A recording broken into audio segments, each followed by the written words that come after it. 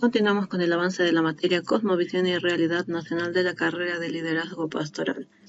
Estamos viendo el tema de lógica andina. Recordemos que la racionalidad andina se manifiesta a través de la lógica andina mediante principios, mediante leyes y preceptos que nos muestran lo que es el pensamiento andino,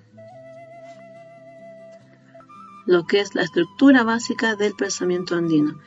Es importante destacar que la filosofía indígena no es resultado de reflexiones de una persona aislada, de una persona individual o de un pensador aislado, sino que la filosofía indígena, junto con sus principios, se encuentran en la vida diaria, en la vida misma de los pueblos indígenas, y esta filosofía indígena y los principios que la caracterizan se descubren al observar el cosmos, al observar el universo en donde se conocen estas leyes para convertirlas en guías, en normas, en elementos que puedan guiar nuestra colectividad y nuestra vida en la sociedad.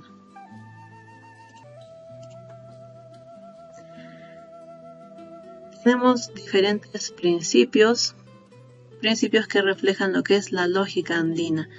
Y son 4 principios importantes, los cuales mencionamos a continuación: relacionalidad, correspondencia y complementariedad, además de reciprocidad. El principal es relacionalidad, del cual surgen los demás. Y pasamos a definir, a explicar cada uno de ellos.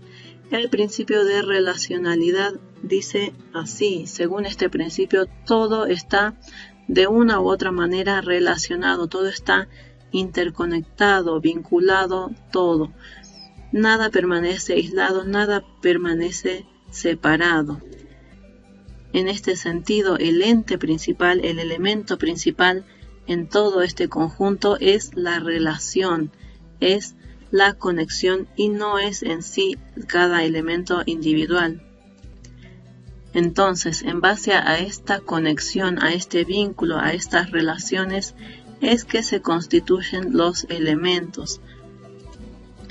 Esto quiere decir que cada elemento, cada ente es concreto si es concebido en una interrelación, en un vínculo.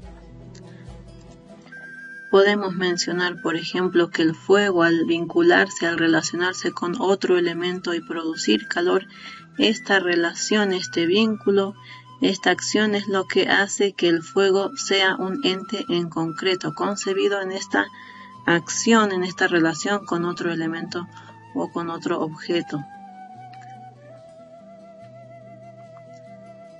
En cuanto a este principio que estamos mencionando, principio de relacionalidad, la relacionalidad implica una variedad de formas referentes a la reciprocidad, complementariedad y correspondencia, que son los 3 siguientes principios que vamos a desarrollar.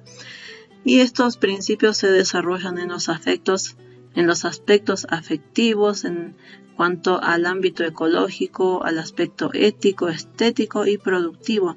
Las relaciones lógicas, las relaciones derivadas de las relaciones de convivencia universal, todo esto es lo que hace al principio de relacionalidad.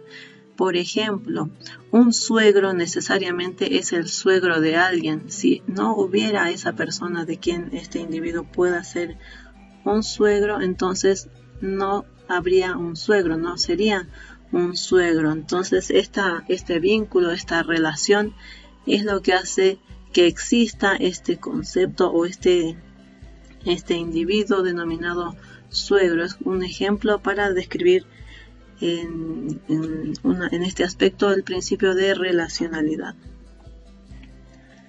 Por otra parte, tenemos el principio de correspondencia, y este principio describe el tipo de relación que existe en el universo, tal en lo grande, tal en lo pequeño.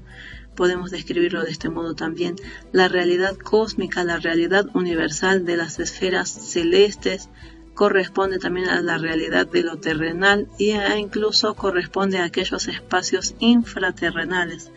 Pero también hay correspondencia entre lo que es cósmico, entre lo que es universal y lo humano. También puede haber correspondencia entre lo humano y lo extrahumano, aquello referente a lo sobrenatural. También hay correspondencia entre lo orgánico y lo inorgánico, entre la vida y la muerte, entre lo bueno y lo malo, entre lo divino y lo humano. En todos estos aspectos es que hay esta relación de correspondencia. El principio de correspondencia es de validez universal. Eso quiere decir que se puede aplicar en todo ámbito, en todo aspecto, en toda jerarquía referente a principios en cuanto a la ciencia, a la política, a la ética. Hablamos de lo humano, de lo orgánico, de lo bueno, de lo malo, de la vida, de la muerte. También podemos dar como ejemplos la luna y el sol, la noche y el día, el agua y el suelo, el hombre y las mujeres. Así que podemos describir este principio de correspondencia, y según este principio los diferentes ámbitos de la realidad se corresponden de manera armoniosa.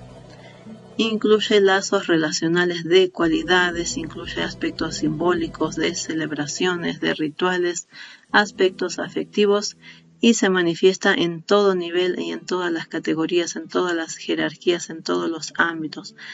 Este principio manifiesta que cada objeto, cada fenómeno se comprende analizando su opuesto. Se corresponde teniendo en cuenta el opuesto de cada objeto o de cada elemento o de cada fenómeno, en donde cada uno necesita del otro para encontrar su significado, para encontrar su sentido. Por ejemplo, podemos explicar esto como que si no existiese la noche y todo fuera día, todo fuera claridad, entonces no se podría comprender el sentido de la claridad del día, ya que no tendríamos su opuesto para poder comprender esto. Entonces es que en este sentido, para poder comprender la claridad del día, necesitamos también de la existencia de la noche. A esto se refiere el principio de correspondencia.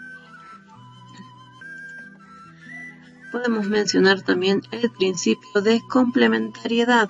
De acuerdo a este principio, ningún ente, ningún ser o ninguna acción existe de manera individual, sino que cada ente o cada individuo, cada elemento, cada acción coexiste con su complemento. Este complemento hace que sea completo cada elemento o cada acción. Cada elemento, cada acción puede ser completo coexistiendo con su complemento. Y podemos mencionar, por ejemplo, el cielo y la tierra, el sol y la luna, lo claro con lo oscuro, la verdad con la falsedad, el día y la noche, el bien y el mal, masculino y femenino. En cada uno de estos elementos y muchos otros no son contraposiciones excluyentes, o no, en cuanto a este principio de complementariedad no se los concibe como opuestos, sino que se los denomina como complementos que son necesarios para la afirmación de una existencia completa e integral. Es decir, que se ve necesaria la existencia del opuesto de cada elemento para poder comprender la existencia de cada elemento, como por ejemplo poder comprender el bien. No podríamos comprender o entender el bien si no tuviéramos el mal para contrastar o para complementar el concepto. También podemos mencionar el principio de reciprocidad, y este principio hace referencia a que cada acto corresponde a un acto recíproco. Y este principio de reciprocidad atañe o corresponde a cada tipo de interacción en general, tiene un aspecto amplio, un aspecto global. Este principio atañe o involucra a las interrelaciones humanas, a esas relaciones entre los seres humanos, también a ese vínculo o a esa relación que puede haber entre el hombre y la naturaleza, o entre el hombre y lo divino, en cuanto a las deidades en las que el hombre cree. Esto quiere decir que este principio de reciprocidad tiene dimensiones universales, tiene un aspecto y un alcance amplio, un alcance global y completo. Y este principio de reciprocidad se expresa a nivel ético, no es una relación de interacción que es libre y voluntaria, sino que este principio de reciprocidad, la reciprocidad, se lo toma como un deber universal, un deber que refleja un orden del cual el ser humano forma parte, del cual el individuo o el hombre toma parte. Es el intercambio de bienes, el intercambio de sentimientos, incluso de valores religiosos, valores éticos. El principio de reciprocidad se refleja a través del dar y del recibir. Por ejemplo, si una persona está en su patio y el vecino le saluda de manera cordial, de manera amable, entonces el individuo debe también devolver el saludo de la misma manera, de una manera cordial, de una manera amable, de acuerdo a lo que se recibe también se da. Este principio de reciprocidad es dar y recibir. En este sentido también podemos ver cómo se puede actuar con la naturaleza si tomamos elementos de la naturaleza que nos ayuden a la subsistencia como alimento, agua, etcétera. De alguna manera también debemos retribuir, según este principio de reciprocidad de la lógica andina, debemos retribuir aquello que tomamos de la naturaleza y reponerlo, devolverlo. Recordemos, este principio de reciprocidad se manifiesta a través del dar y recibir.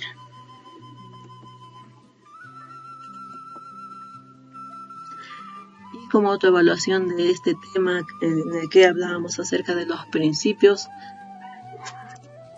de la lógica andina, la pregunta de esta autoevaluación número 7 dice así: ¿con cuál de los 4 principios de la lógica andina se manifiesta el dar y recibir y por qué?